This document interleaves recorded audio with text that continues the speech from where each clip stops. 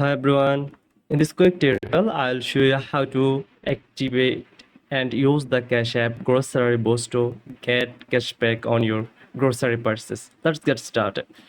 First, open your Cash App and tap the Cash Card tab at the bottom of your screen. This is where you will find all the available boosts that offer instant discounts. Next, tap on Save with Boost to browse through the current offer. Scroll down until you see the grocery store boost, which usually gives you around 10% cashback at eligibility grocery stores.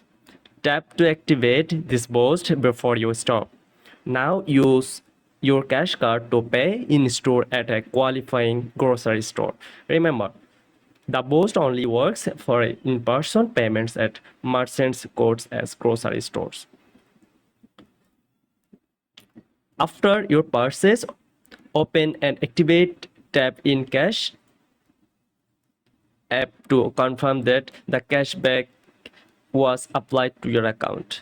The discount typically appears right away as a credit or deduction. And that's it.